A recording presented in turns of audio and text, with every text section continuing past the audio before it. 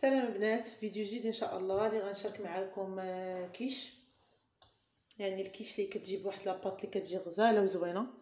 نتمنى ينال الاعجاب ديالكم من بعد طول غياب على اليوتيوب، ونتمنى ينال الاعجاب ديالكم يا ربي.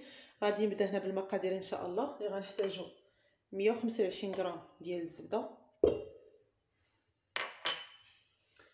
غادي نحتاجو هنا معرفش باين لكم ولا لا، غنحتاج هنا معلقه ديال السكر كبيره، نص معلقه ديال الابزار، ومعلقه صغيره ديال الملحه.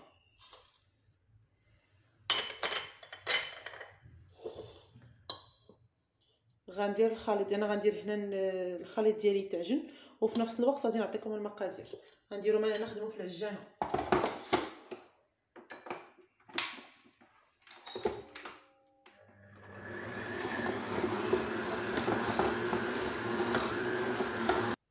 هنا من بعد ما تخدمت ليا الزبده ديالتي والملحه والابزار والسكر، غادي نضيف هنا واحد البيضه، وغادي نضيف 4 كاس ديال الزيت، وغنضيف شويه ديال الشبت. صراحه كيعجبني الشبت، كيجي زوين هكا كيعطي واحد اللوغو، كيعطي حتى الديكور في هذا. كيعجبني داك الخضوريه ديالو اللي كتكون في لاباط ديال الكيش. تقريبا هنا غندير غير شويه، يعني ما غاديش ندير بزاف. وغادي ندير البيضه ديالتي، في نفس الوقت غندير 4 كاس ديال الزيت. هنا بالنسبه للزيت درت غير زيت روميه، كندير فيها غير زيت روميه. غادي ندير هذا الخليط ديالي يتخلط حتى يتخلط مزيان، عاد غنضيف عليه الدقيق تدريجيا. هنا غادي نبقى نضيف الدقيق تدريجيا. بالنسبه للعجينه غتجي تكون بحال الشكل ديال صابلي، يعني كتجي ما كتجيش قاصحه وما كتجيش رطبه. هنا غنبقى نضيف الدقيق شويه بشويه وانا كنعجن حتى كنحصل على واحد القوام اللي غنوريكم القوام اللي غتكون فيه العجينه. بالنسبه ديال العجينه ديالتي انا نحيتها من البول، كنجمعها غير هكا باش ما نعجنوهاش وتبقى هكا مرمله وتجي كروستيون كي الا طابت. بالنسبه لهنا المنسمات البنات، واحد الحاجه نسيتها، ماشي بالضروره تنسموه هكا بالشبات ولا هذا، يمكن لكم تنسموا باش تيقول ليها بشويه الزعتر. يمكن لكم ديروا، انا كنمشي كل حاجه كنديرها بالغابيل ديالها. بحال دابا اليوم غادي غنعمر بالكيش ديالي بشطيه شويه ديال الصدر ديال الدجاج ديجا طايب، وشويه لي زيبينار والفرماج. هما باش غادي نعمر هذا. يمكن لك ديريه هكا بالحوت، نسمي بالعطريه ديال الحوت. يمكن ديريه هكا بالكفته، يمكن لك ديري هكا العطريه ديال الكفته. يمكن لك ديري الدجاج، ديري شويه ديال الزعتر. يمكن لك ديري هكا الفرماج ولا شي حاجه بحال هكاك، يعني اي حاجه بغيت نسمي بها، ماشي بالضروره هذا. وكتجيبيها زوينه بهذه الطريقه هذه. صراحه راه كيجي الكيش رائع ومقرمل، والعجينه كتجي ناجحه 100%. هنا غادي نجمعها، غنديرها صراحه في السلوفان ونخليها ترتاح بما نوجدوا الحشوه ان شاء الله بحول الله. هنا ما غاديش ندخلها الثلاجه، غنحطها غير جانبا هنا حتى نوجد الحشوه ونتلاقاو. هانتوما البنات، من بعد ما وجدت الحشوه ديالتي اللي غنستعمل فيها كما قلت لكم، هنا عندي ديجا واحد الصدر ديال الدجاج ديجا طيب. ما كيتكلش لينا الصدر ديال الدجاج الا طاب، وقلت علاش لا ما نستغلوش نديرو في الكيش ديالي. هنا غير فرتتو. عندي هنا واحد ربيطه ديال لي زيبينار اللي ديجا غسلتها وسقطرتها، ولكن حيت لي هذوك العويدات ديالها. يعني درت غير وريقات حيت العويدات كيجيو هكا مرين. واحد معلقه كبيره ديال الزبده باش نشحر لي زيبينار ديالي. عندي هنا كيري اللي غادي نقسمو وغنديرو في الفوند كيش ديالي باش كيتواتى مع هاد الحشوه هذه. وعندي هنا لاباريا كيش اللي غنحتاج فيها 3 البيضات وواحد دانون مسوس، وبطبيعه الحال شويه د الملحه وشويه د الابزار. هنا غادي نضيف واحد شويه ديال الزيت، هنا غير زيت روميه اللي غادي نضيف على لي زيبينار ديالي. غنديرهم يتشحروا شويه تيطيحوا. غنضيف عليهم شويه د الملحه وشويه د الابزار. عاد غنضيف طريفات ديال الدجاج ديالي يتشحروا معاهم. عاد نرجعوا باش نقادوا نقادو هذا الكيش في ليمول، غنديرهم في ليمول الصغار ونكملوا ان شاء الله. هنا كما كتشوفوا انا غادي نبدا نسرح العجينه ديالتي. انا هذا المول هو باش غنخدم، ما عرفتش واضح لكم في الفيديو ولا لا. انا الحشوه لي زيبينار ديالتي راه درتهم يتشحروا،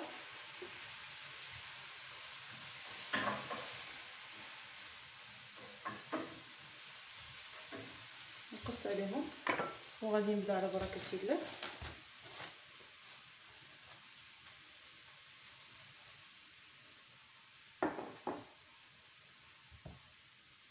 كندير شويه ديال الدقيق وغادي نسرح. كتشوفوا لاباط كيفاش كتجي. هنا ما كنديروش لاباط لا تكون رقيقه ولا غليظه باش يجيكم طيابها مقاد وما تجيش معجنه. انا تقريبا هاد لاكونتيط راه كتخرج لكم سوا واحد اللي كيش كبير، سوا يعني كميه لا باس بها بهاد الليمون الصغار. لصقات نحاول ما غاديش نسيت ما درتش ليها الدقيق.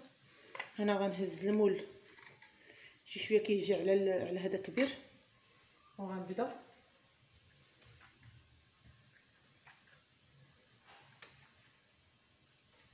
هنا راه الطريقه باش كنخدم، يعني الطريقه باش كتجي صاب هاد العجينه كتجيك بحال الشكل ديال صابلي. يمكن تخدموا بها حتى دي طارتوليت هكا مالحين. انا غنجمع هنا العجينه ديالتي، غنحاول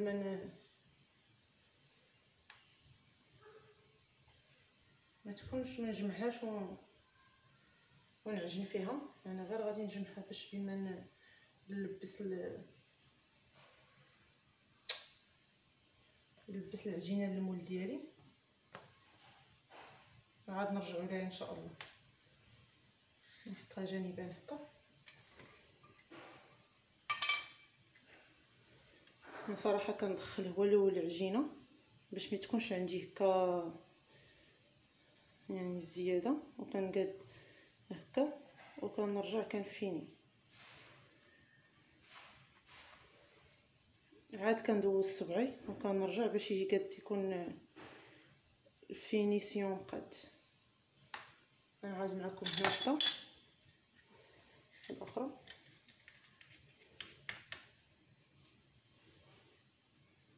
على هذا الشكل.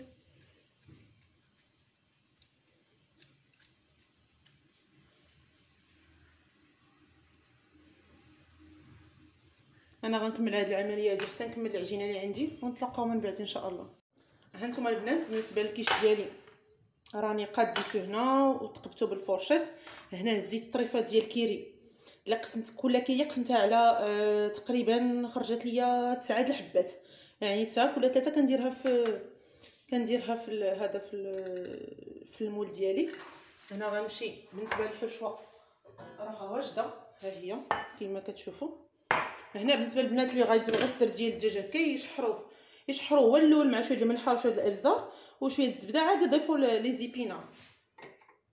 هنا غنصوب لاباري كيش ديالي. غنحتاج شي واحد تقريبا 3 البيضات. نزيد حتى هي هنا على هذا الشكل هذا.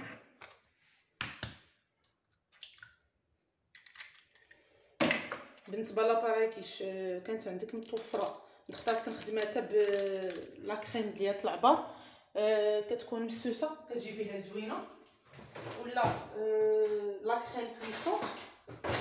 حيت صراحه لا كريم ديال العبار اللي كتكون مسوسه كتخدميها كالملح والحلو، ولا لا كريم كويسون اللي كتكون خاصه بالطياب، ولا هكا دانون مسوس ولا بيركل. انا هكا متوفر عندي صراحه دابا غير دانون مسوس. هنا غندير شويه ديال الملحه وشويه ديال الابزار كي بحال هكا. يعني القياس هنا غنمشيو باش تكون الملحه هكا متوازنه ما بين الحشمه وما بين لاباط. شويه الابزار. وهنا غندير واحد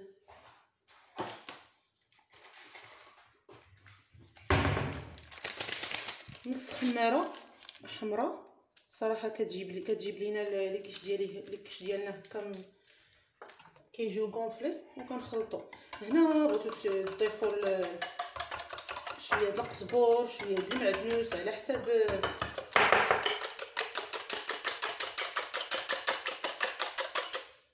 وكنخلطو لاباري ديالنا بحال هكا. ها هي راهي واجده. غنهزها واحد المعلقه كبيره.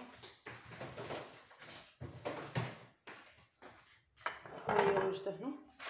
هنا غادي نمشي بالحشوه ديالي على هاد المعلقانيت وغنبدا نعمر. ما توش واضحه عندي. نحاشي شويه هاد بحال هاد الشكل هذا. كنبدا علاش هنا سبقت بكيري باش ياخذ بلاصتو. من بعد الحشوات كنديرها في هاد الجناب هذا باش كل عضاتي كتلاقاي مع لابار د الفرomاج وكتلاقاي مع الحشوه. يعني كيكون لك الكيش ديالك عامر من كلشي جوي. ما كيجيش بلاصه عامره وبلاصه خاويه. هنا ما كنعمروش يعني لا افراط ولا تفريط. كنديرو بالقياس تقريبا كي بحال هكا.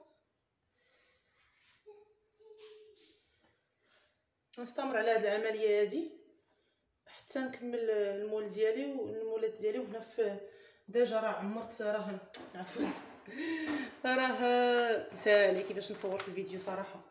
راه ديجا درت الفران يسخن على درجه حراره مرتفعه باش يسخن لي الفران مزيان. من بعد غادي نشعل غير لتحت حتى يبداو كيتحمروا كيبان لي التحمر من الجناب.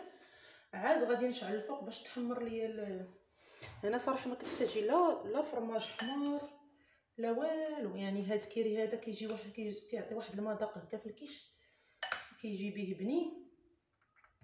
ما كتحتاجيش باقي تضيفي الفرماج حمار ولا موتزاريلا ولا والو. بصراحه كاع ما متواجد عندي وديجا هكا كنخدمهم كوموند. قلت علاش لا غنديرهم للكوتي وقلت علاش لا ما نشاركهمش معكم.